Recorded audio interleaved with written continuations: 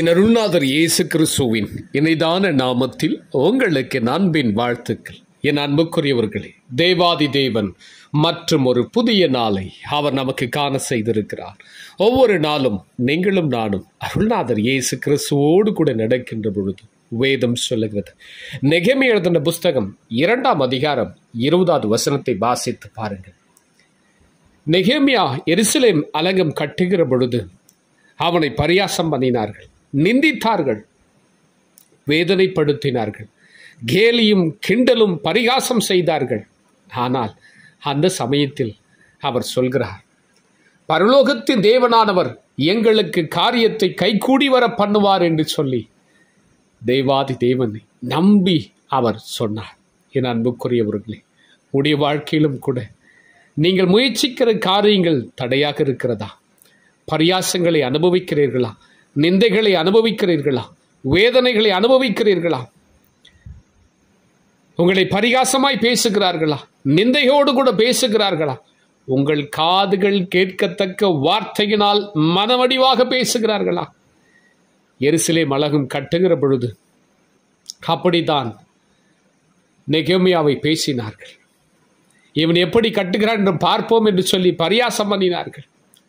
நீ கட்டுகிற பொழுது அந்த சுவர் மீது நரி ஓடும் என்று சொல்லி வேதனைப்படுத்தி பேசினார்கள். ஆனால் யாரெல்லாம் நெகேமியாவை நிந்தித்தார்களோ, யாரெல்லாம் நெகேமியாவை பரியாசம் பண்ணினார்களோ, அவர்கள் வாய்களை அடைக்கத்தக்க நெகேமியா ஆண்டவர் அவர்களுக்கு என்பதாக நெகேமியாவுடைய தலையை உயர்த்தினார்.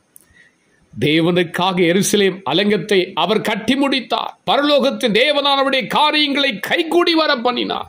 இன்றைக்கும் கூட உடைய தனிப்பட்ட வாழ்க்கையில, குடும்ப வாழ்க்கையிலும் சரி, உடைய வேலை ஸ்தலத்திலும் சரி, நீங்கள் படிக்கின்ற இடத்திலும் சரி, நீங்கள் வியாபாரம் தொழில் செய்கிற இடத்திலும் சரி, உடைய ஊழியத்தின் பாதையிலும் சரி, எந்த காரியத்து தடையாக இருக்கிறதோ, என் தேவாதி தேவன் தாமே உங்கள் காரியங்களை கைகூடி வர பண்ணி அவை நிறைவேற பண்ணுவார். சோர்ந்து போகாதீங்க. நெகேமியாவை போல ஆண்டவர் மீது உறுதியான ஒரு நம்பிக்கை, விசுவாசம் வைத்து விசுவாச அறிக்கை செய்யுங்கள். உங்கள் சத்துருவை பார்த்து விசுவாச அறிக்கை செய்யுங்கள். உங்களை நிந்திக்கிறவர்களை பார்த்து ஆண்டவருக்காக வைராக்கியமாக நில்லுங்கள். கர்த்தர் உங்கள் காரியங்கள் ஒவ்வொன்றையும் கைகூடி வர பண்ணி, உங்களை யாரெல்லாம் பரியாசம் பண்ணினார்களோ, உங்களை யாரெல்லாம் நிந்தித்தார்களோ, உங்களை யாரெல்லாம் கேலியும் கிண்டலும் செய்தார்களோ, உங்கள் காதுபட யாரெல்லாம் பேசினாங்களோ, அவங்களுக்கு ஒன்பதாக உங்கள் தலையை உயர்த்தி உங்கள் பெயரை அவர் கனப்படுத்தி உங்களை ஆசீர்வதிப்பார். ஜெபிக்கலாமா?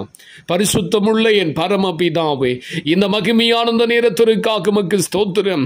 இந்த காலை பொழுதில் நம்முடைய வார்த்தைகளை கேட்கிற ஒவ்வொரு பிள்ளைகளை தேவன் ஆசீர்வதிக்க வேண்டுமா நான் ஜெபிக்கிறேன். தங்கள் தனிப்பட்ட வாழ்க்கையில, குடும்ப வாழ்க்கையில, படிக்கிற இடத்துல, வேலை செய்கிற இடத்துல, ஊழியத்தின் பாதைகள், நிந்தைகள், கஷ்டங்கள், வேதனைகள், பரியாசங்கள், கேலி கிண்டலுக்கு ஆக்கப்பட்டிருக்கிற ஒவ்வொரு பிள்ளைகள் நினைத்து தேவன் அவர்களை ஆசீர்வதிப்பதற்காக ஸ்தோத்திரம்.